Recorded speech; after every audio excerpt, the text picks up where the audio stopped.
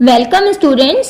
बच्चों, आजकल हमने क्या पढ़ लिया था स्टीरियो केमिस्ट्री में? हमने सममिति के तत्व पढ़े थे। सममिति के तत्व में आपको याद होगा हमने 3 तत्व बताने हैं आपको, जो बताए थे कल नाम इसके। तो पहला क्या था बच्चों? पहला था हमारा सममित तल, ठीक है, जिसको हमने किससे लिखा था? सिग्मा से। दूसरा था बच्चों हमारे पास सममित अक्ष, याद होगा आपको सममित अक्ष। हम थोड़ा सा रिवाइज कर लेते हैं इसको। सममित अक्ष जिसको सी से लिखते हैं हम यहाँ पे। और एक तीसरा होता है बच्चों सममित केंद्र। आशा करते हैं आपको याद आ गया होगा। सममित केंद्र को रिप्रेजेंट करेंगे आई से। सममित तल के बारे में जो कल हमने पढ़ा वो हमने टार्टरिक अम्ल पढ़ा था। कैसा लिखा था हमने टार्टरिक अम्ल को? इस तरह से हमने लिख दिया था, देखिए यहाँ से। और हमने आपको बताया था इस टार्टरिक अम्ल में एक सममित तल मौजूद होता है, जिसकी वजह से यह प्रमित तल मौजूद होने के कारण यह प्रकाश सक्रिय नहीं होता। सममित अक्ष की बात आई थी तो हमने H2O पढ़ा था और यह बताया था ऐसा काल्पनिक तल जिससे घुमाया जाए तो यह प्राप्त विन्यास अपने मूल विन्यास पर अध्यारोपित होता है, अर्थात 2 बार घुमाने पर यहाँ पर अपने मूल विन्यास में आता है। तो इसमें C2 अक्ष पाई जा रही थी। जबकि अमोनिया की बात की थी तो हमने इसके अंदर कहा था इसमें C3 अक्ष पाई जाती है, अर्थात 3 बार घुमाने पर यह अपने मूल संरचना प्राप्त हो जाती है, ठीक है। इनको हिंदी में द्विगुणित भी कहते हैं, तो अपने नोट्स में साथ साथ लिख लीजिए द्विगुणित सममित अक्ष, और इसको हम त्रिगुणित सममित अक्ष भी कहते हैं। कोशिश करेगा साथ साथ लिखती जाएं, आपको नोट्स की जरूरत अलग से महसूस ना हो, ठीक है बच्चों। तो आज हम पढ़ने वाले हैं यहाँ से सममित केंद्र। आइए देखते हैं सममित केंद्र की क्या परिभाषा यहाँ से होगी बच्चों। तो हेडिंग डाल देंगे अब आप यहाँ से सममित केंद्र। हेडिंग डाल दीजिए बच्चों यहाँ से आप, हम भी हेडिंग डाल रहे हैं यहाँ से सममित केंद्र। ओके स्टूडेंट्स, ब्रैकेट में लिखिएगा आई, जिससे इसको निरूपित किया जाता है। ये कौन सा है बच्चों अपने पास? तीसरा, ठीक। किसी अणु का, चलिए परिभाषा लिखते हैं यहाँ पे। इसकी परिभाषा क्या होगी? किसी अणु का वह काल्पनिक, ध्यान रखिएगा ये तीनों ही चीजें हम काल्पनिक मानते हुए काम करते हैं। किसी अणु का वह काल्पनिक केंद्र जहां से यदि कोई सीधी रेखा खींची जाए, यदि कोई सीधी रेखा खींची जाए तो उस बिंदु के आमने सामने वाले परमाणु समान दूरी पर उपस्थित हों। देखिए स्टूडेंट्स, हमने परिभाषा यहां से लिख दी है। किसी अणु का वह काल्पनिक केंद्र जहां से यदि कोई सीधी रेखा खींची जाए तो उस बिंदु के आमने सामने वाले परमाणु समान दूरी पर उपस्थित हो। एग्जाम्पल में हम देखेंगे बच्चों यहाँ से बेंजीन रिंग। ये अपनी बेंजीन रिंग है, ठीक है। मान लीजिए इसका वो जो काल्पनिक बिंदु है वो हम कहाँ मानते हैं? इसके बीचों बीच मानते हैं, ठीक है। ये हमने मान लिया। अगर मैं यहाँ से ये रेखा गुजार दूं तो क्या होगी? ये रेखा जो होगी वो समान दूरी पर है। अगर हम इस तरह से माने तो भी ये समान दूरी पर है, अर्थात इसको हम किसी भी उससे मान ले तो यहाँ पर रेखा क्या आती है बच्चों? समान आती है। यहाँ से मान लीजिए, यहाँ से मान लीजिए, यहाँ से मान लीजिए, तो आप इसको कितनी भी बार घुमा लीजिए, यहाँ पर सममिति अक्ष, हम ऐसा नहीं कह सकते कि 1 बार घुमाया, 2 बार घुमाया, 3 बार घुमाया। तो यहाँ की जो सममिति अक्ष अगर आप मानेंगे बच्चों तो सममिति अक्ष भी इसके अंदर मौजूद होती है, वो मानेंगे इसके अंदर सी इंफिनिटी। बच्चों बेंजीन रिंग में आपको एक चीज बता दूं, इस बेंजीन रिंग में सममित तल भी मौजूद है। देखो इसको हमने ऐसे काट दिया तो 2 बराबर भागों में कट गया, हमने इसको ऐसे काट दिया तो भी 2 बराबर भागों में गया। कहने का अर्थ है इसके अंदर सममित तल भी मौजूद है। अक्ष की बात करें, अगर मान लीजिए आपने यहाँ से इसको घुमा दिया इसको तो भी सममित तल मौजूद, सममित अक्ष मौजूद है। ऐसे घुमा दिया तो भी सममित तल मौजूद है, सममित अक्ष मौजूद है। ऐसे घुमा दिया तो भी सममित अक्ष मौजूद है। कहने का मतलब है आप इसको कुछ ऐसे मानिएगा कि आपके पास ये बेंजीन वलय है और आपने बीच में से कोई डंडी इसमें गुजार दी और आपने इससे इसको घुमा दिया। जैसे ही आपने इसको घुमाया तो क्या हुआ, ये यहाँ से घूम गया, ठीक, अर्थात पता भी नहीं चला घुमा या नहीं घुमा। दूसरी बात, इसको अनंत सिरों से घुमाया जा सकता है, इसीलिए इसके अंदर सममिति अक्ष एक नहीं, इसके अंदर सममिति अक्ष क्या है, अनंत है। और हम बताएं आपको चीज, मान लीजिए गोला हमने लिखा, ठीक है, इस गोले को हमने मान लीजिए 1 डिग्री रोटेट किया तो भी ये गोला ऐसे ही रहा, और 1 डिग्री रोटेट किया तो भी ऐसे ही रहा। तो कहने का अर्थ है जिस प्रकार से गोले को आप कितनी भी बार घुमा दीजिए 360 डिग्री पर, उसे कितनी भी बार घुमाया जा सकता है, उसमें पता नहीं चलता है। इसलिए सममिति अक्ष कैसी होगी, इनफाइनाइट होगी, अनंत होगी, ठीक। और ऐसे सभी यौगिक जिसके अंदर ये तब सममिति के तत्व में से कोई भी तत्व पाया जाए तो वह प्रकाश सक्रिय नहीं होगा, वो प्रकाश असक्रिय होगा। चलिए बच्चों नेक्स्ट टॉपिक पढ़ते हैं। नेक्स्ट टॉपिक का नाम है हमारे पास कायरल सेंटर, या हम उसे कहते हैं बच्चों किरैल केंद्र। क्या कहते हैं बच्चों से हम, कायरल सेंटर। देखिए यहाँ से हम हेडिंग डाल देते हैं CHIRAL सेंटर, कायरल सेंटर, या इसको हम कहते हैं बच्चों किरैल केंद्र। हिंदी में क्या कहेंगे इसे हम, किरैल केंद्र। आप इसको किरैल केंद्र कह सकते हैं या इसको हम किरैल कार्बन भी कह सकते हैं। किरैल केंद्र कहिए या क्या कहिए, किरैल कार्बन कहिएगा, ठीक। अब हेडिंग हम आपके पास डाल देते हैं। हेडिंग का नाम क्या है, हेडिंग डालिए यहाँ से किरैल कार्बन, और इसको जानेंगे परिभाषा को, और साथ साथ हम कह दें किरैल कार्बन की परिभाषा को इंपॉर्टेंट मार्क कर लीजिएगा बच्चों। यहाँ से क्या लिख लेंगे आप इससे, इसको इंपॉर्टेंट, वह कार्बन जिससे चारों समूह भिन्न भिन्न जुड़े हो, वह कार्बन, देखिए परिभाषा क्या लिखते हैं यहाँ से हम, वह कार्बन जिससे चारों समूह, अच्छा एक कार्बन की संयोजकता कितनी होती है, जल्दी से बताइए आप हमें। एक कार्बन की 4 संयोजकता होती है, क्योंकि यह चौथे वर्ग में आता है, जिससे चारों समूह भिन्न भिन्न, जिससे चारों समूह भिन्न भिन्न जुड़े हों, जिससे चारों समूह भिन्न भिन्न जुड़े हों। इसे इस तरह से स्टार का चिन्ह बनाइएगा, ठीक है, इसे स्टार द्वारा प्रदर्शित करते हैं, ठीक है बच्चों। ये हुई हमारी परिभाषा। अब हम इसे एग्जाम्पल के तौर पे जानेंगे। हम आपके सामने 3-4 एग्जाम्पल लिख रहे हैं बच्चों, आप हमें बताइएगा कि किसके अंदर किरैल कार्बन है और किसके अंदर नहीं है, ठीक है बच्चों। यहाँ से ये हमने पहला एग्जाम्पल लिख दिया, ये दूसरा हम लिखने जा रहे हैं इसके पास,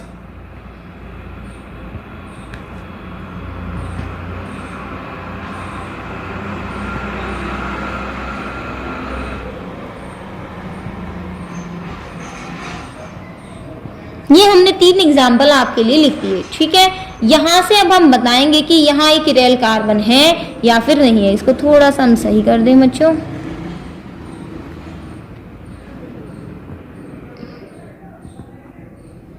इस तरह से हमने लिख दिया। ये example number 1, example number 2, example number 3, ठीक है बच्चों। यहां से चलिए समझेंगे। चलिए फर्स्ट एग्जाम्पल पे हम आते हैं। तो यहाँ पर इस कार्बन को देखिएगा, क्या इसमें चारों संयोजकताएं अलग है, OH, CH3, HCl, बिल्कुल मैम, चारों संयोजकताएं डिफरेंट है।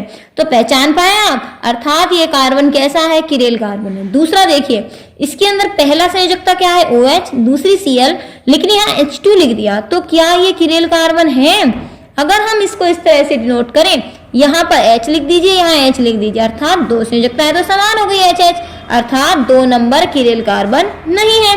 तीसरे पे आइए, देखिए यहाँ से FCl, Br, फिर से Cl रिपीट हो गया, इट मीन्स यह भी किरैल कार्बन नहीं है। तो हमने यहाँ से बच्चों 2 अपने पास एग्जाम्पल सॉल्व करे, 3 करे एक्चुअली हमने, और 3 में से केवल 2 ही थे जो किरैल सेंटर में आए थे, ठीक है। चलिए आगे हम बात करते हैं। यहाँ से ये कार्बन हमने रखा यहाँ से, और आपसे पूछा OH, CH, F और ये H। एक और हमने पूछा यहाँ से आपसे CH, F, OH और ये Cl।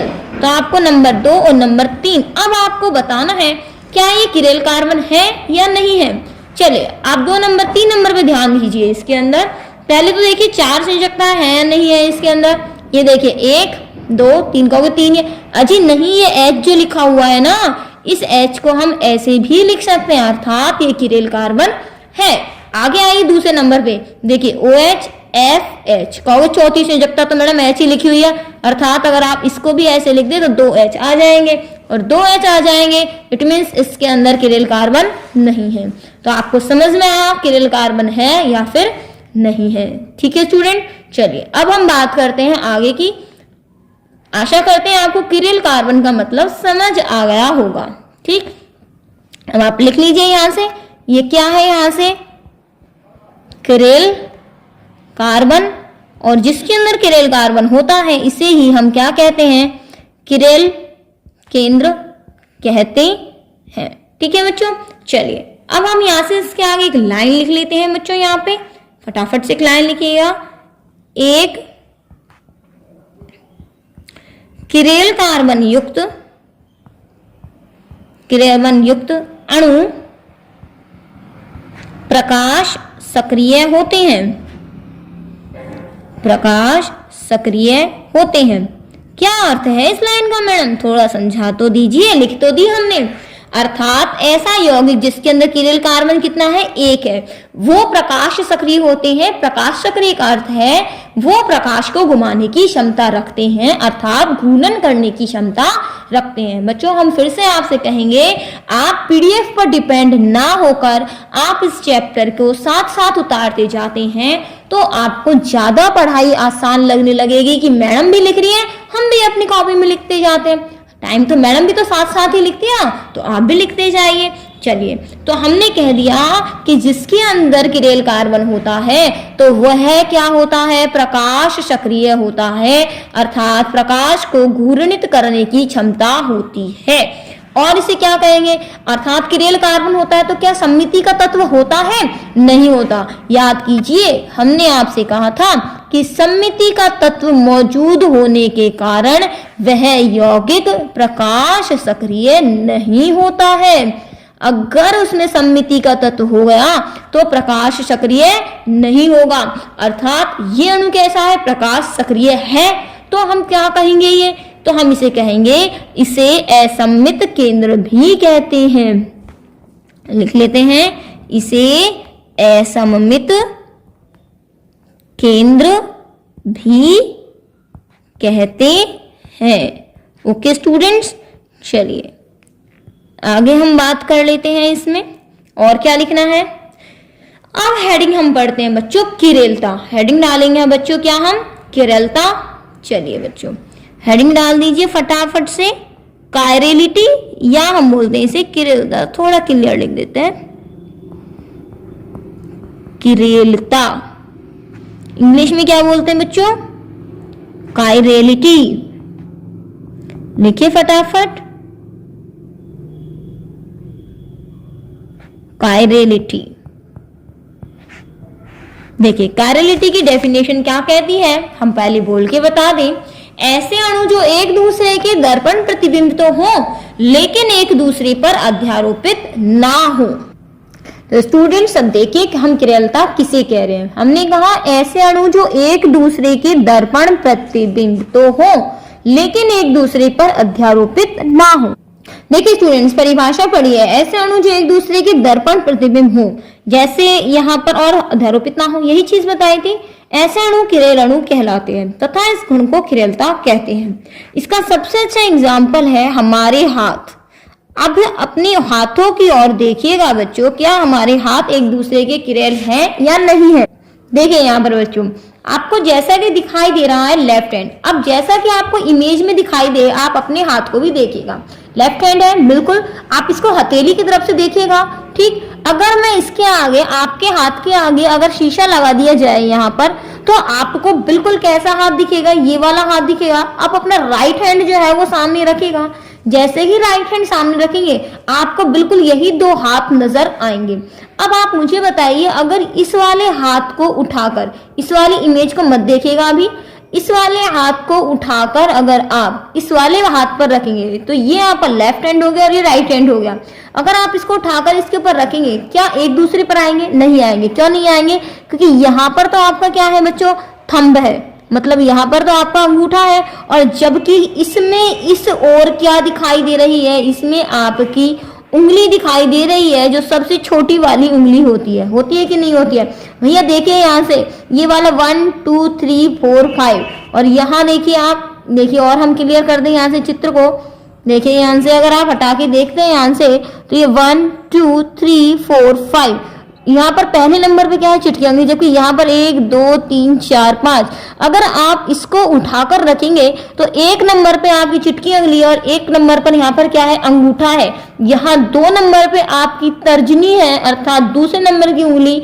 यहाँ पर क्या है, अपनी इंडेक्स फिंगर है, जबकि यहाँ पर दूसरे नंबर की जो उंगली है आपकी, ये यहाँ से कौन सी आ गई, आपकी मिडिल फिंगर आ जाती है। ठीक है, तीसरे नंबर की जरूर आपकी सेम है, लेकिन चौथा और पांचवा फिर से अलग है। 5 पे वही आपका थंब आता है, और यहाँ पर सबसे आपकी 5 नंबर पे स्मॉलेस्ट फिंगर आती है।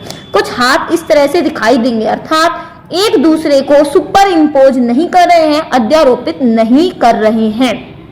समझ में आ रही है? कहने का अर्थ है आपने दोनों हाथों को अपने हथेलियों की ओर से देखा और आपने ऐसे की ऐसे इनको रखने की कोशिश करी, तो अंगूठे के नीचे आपकी एक छोटी वाली उंगली आएगी। अर्थात दोनों एक दूसरे में दिखने में तो दर्पण प्रतिबिंब होते हैं, लेकिन वो एक दूसरे पर अध्यारोपित नहीं हो सकते हैं। लेकिन कुछ मान लीजिए इस तरह की आकृति आपको दिखाई देती है। ठीक है, ये क्या है, एक बॉटल है। इस बॉटल के सामने ही हमने क्या कर रखा है बच्चों, दूसरी बॉटल को रखा हुआ है।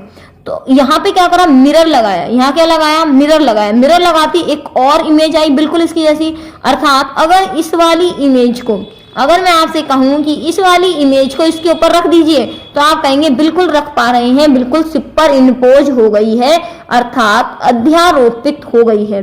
तो अगर ऐसी आकृतियां जो एक दूसरे की दर्पण प्रतिबिंब हो, अध्यारोपित हो जाएं, तो वह किरेल नहीं कहलाएंगी। जबकि अगर वो अध्यारोपित हो जाती हैं तो अगर वो अध्यारोपित नहीं होती हैं तो वो किरेल है, और अध्यारोपित हो जाती हैं तो वो किरेल नहीं है। अब देखिएगा यहाँ पे कौन सा ऑब्जेक्ट किरेल है और कौन सा नहीं है। ये देखिए यहाँ से हम यहाँ पर आपके सामने एक चित्र दिखा रहे हैं।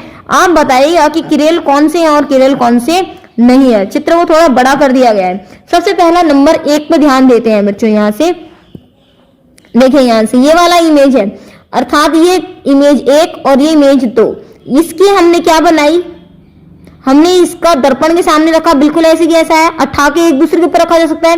अर्थात ये कैसा अणु है, एक्यूरेल है, दर्पण प्रतिबिंब है, लेकिन सुपर इम्पोज हो रहा है, एक दूसरे पर रखा जा सकता है। दूसरी तरफ ये हमारे हाथों की छाप है। अगर मैं इसको उठा के इसके ऊपर रखूं तो इसको ढका नहीं जा सकता, अर्थात कैसा है, किरेल है।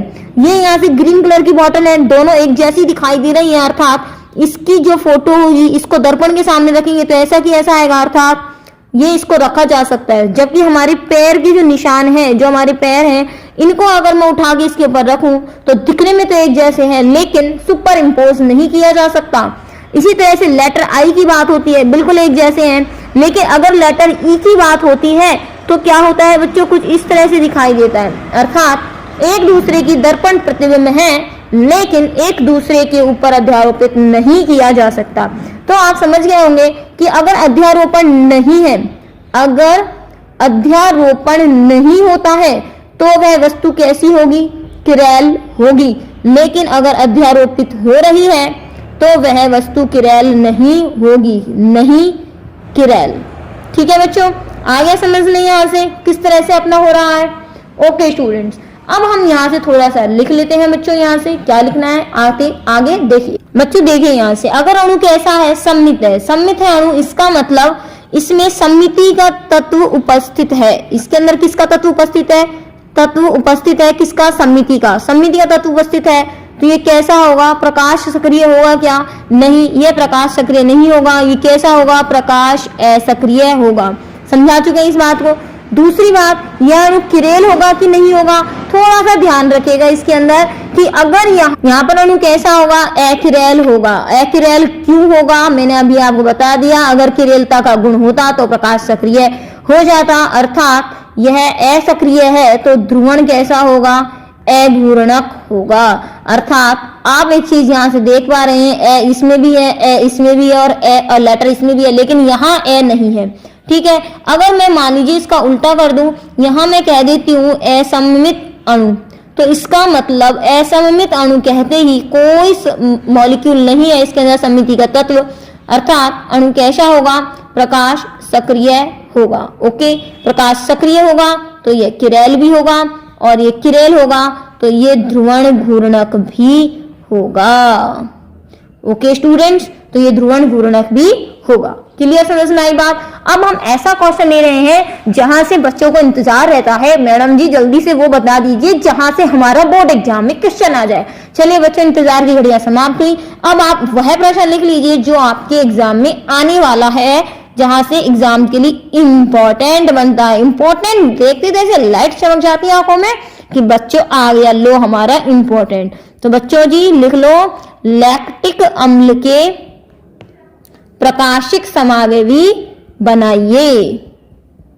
अब कहोगे मैडम ये क्या प्रश्न आ गया, प्रकाशिक समावयवी। चिंता मत करो ना, हमें तो दो इमेज बनानी है।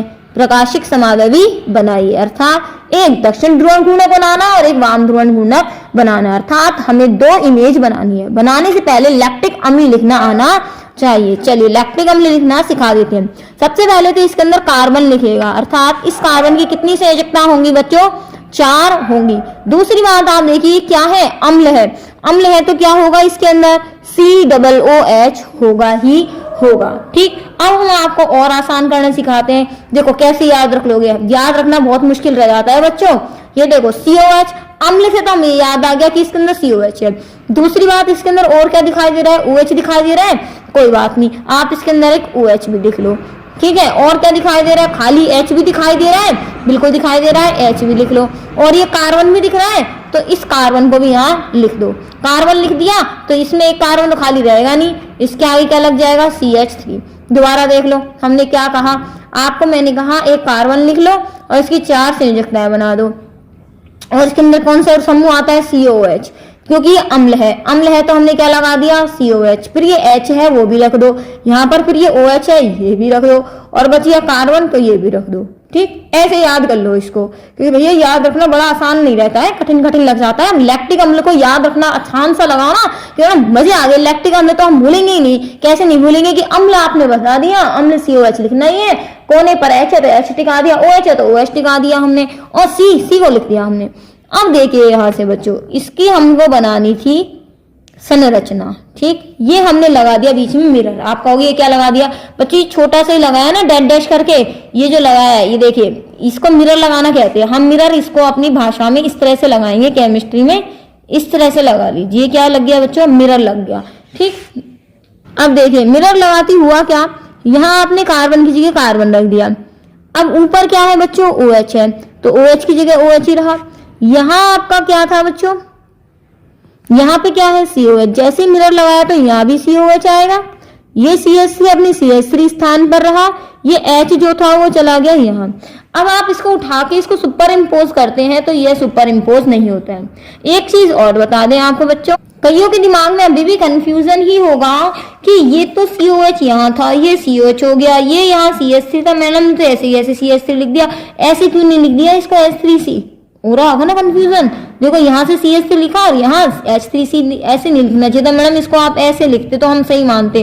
तो बच्चों कोई फर्क नहीं पड़ना है, आप इसको CH3 लिखो या H3C, फिर भी बात हजम नहीं होती। अच्छा ये बताइए अणु की आकृति कैसी होती है, गोल मान के चलते हैं ना, गोल मान के। तो हम देखिए ऐसा कुछ मान सकते हैं क्या, देखिए एक छोटा सा चित्र हमारे पास है कि ये जो हमारे पास अणु है, अगर हम बात करें तो चलो इसकी बात कर लेते हैं अपन, ये वाला अणु। ठीक है, अगर इसके अंदर हमने कार्बन कहा, ये ऊपर का जो अणु है, ये वाला अणु है जो है, ये तो हमने मान लिया OH, ये मान लिया अपन ने H, ठीक, ये मान लिया अपन ने CH3 और लाल वाला मान लिया अपन ने COH। तो आप इसकी जब मिरर इमेज बनाएंगे तो कुछ ऐसा ही तो नजर आएगा आपको, अर्थात लाल का लाल यहाँ हो गया, ग्रीन वाला ग्रीन यहाँ चला गया, ये जो ब्लैक वाला था ये यहाँ आ गया, और जो नीला वाला था वो यहाँ आ गया।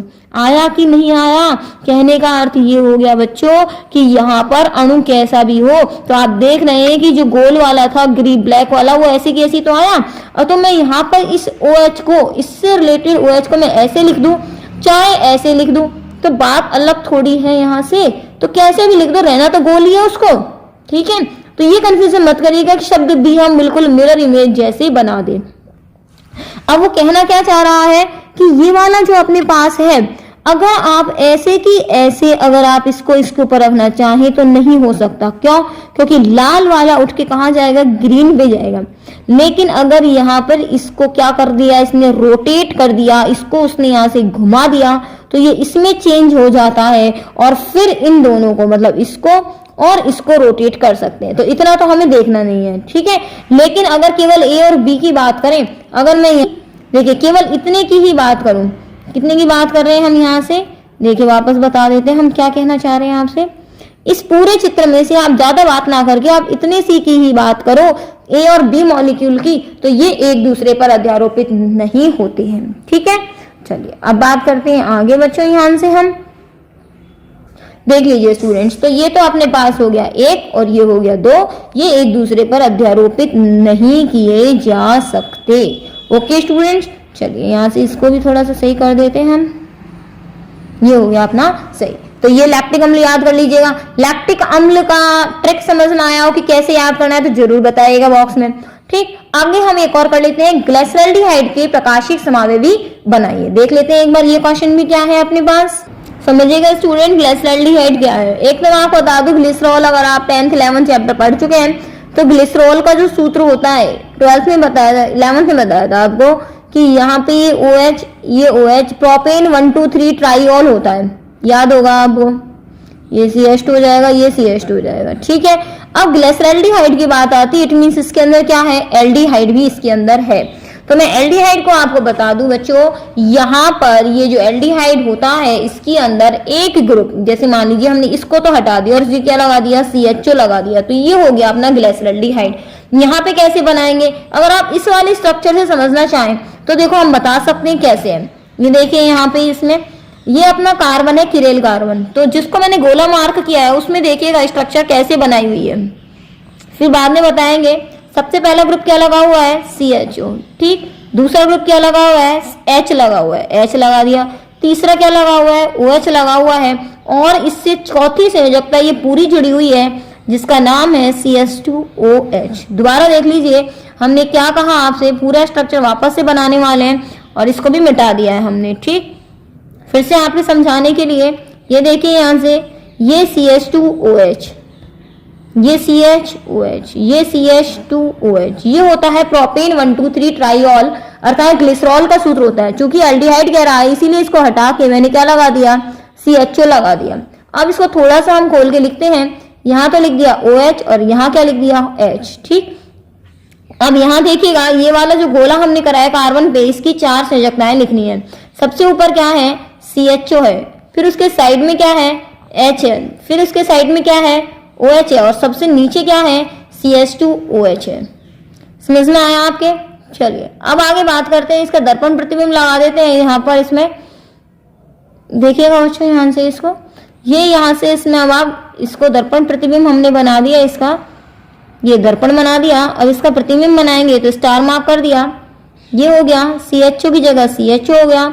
अब इसमें यहाँ पर ये OH है तो यहाँ OH लिखिए, यहाँ पर क्या लिखेंगे आप? H, और यहाँ क्या लिखेंगे?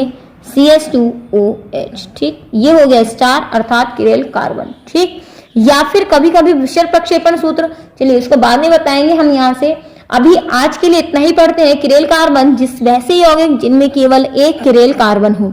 अब हम नेक्स्ट वीडियो में पढ़ेंगे, नेक्स्ट पार्ट में पढ़ेंगे इस वाले ही चैप्टर के 2 किरेल कार्बन युक्त यौगिक। ओके स्टूडेंट्स, चलिए हमारे साथ बने रहिएगा, शेयर करना नहीं भूलिएगा। और जो हमने रिएक्शन वाली वीडियो का आपसे प्रॉमिस किया था वो जल्दी ही सेशन स्टार्ट करेंगे। थोड़ा सा हमें थोड़ा टाइम मिलने दो, हम आपके लिए वो वीडियो पैक जो है वो शुरू करने वाले हैं। जल्दी ही इंपॉर्टेंट क्वेश्चन मिलाएंगे, थोड़ा धैर्य के साथ बने रहिए हमारे साथ। हम कोशिश करेंगे आपका दिसंबर तक आपका सिलेबस कंप्लीट करा दे रोजाना, इसीलिए वीडियो भी आप पर प्रोवाइड की जा रही है कि डेली बच्चे पढ़ सके, हम आप पर रेगुलरिटी रख के आपका कोर्स जो है वो जल्दी से जल्दी पूरा करा सके। हमारे साथ बने रहिएगा। धन्यवाद। सब्सक्राइब नहीं किया सब्सक्राइब कर लेना और अपने फ्रेंड्स के साथ शेयर कर दो, जल्दी जल्दी व्हाट्सएप पे शेयर कर दो, फेसबुक पे शेयर कर दो, और जहां जहां आप अपने सोशल अकाउंट में व्हाट्सएप ग्रुप जो आपके स्कूल के होंगे वहां शेयर कर दीजिए। धन्यवाद बच्चों, मिलते हैं नेक्स्ट वीडियो में। Bye bye.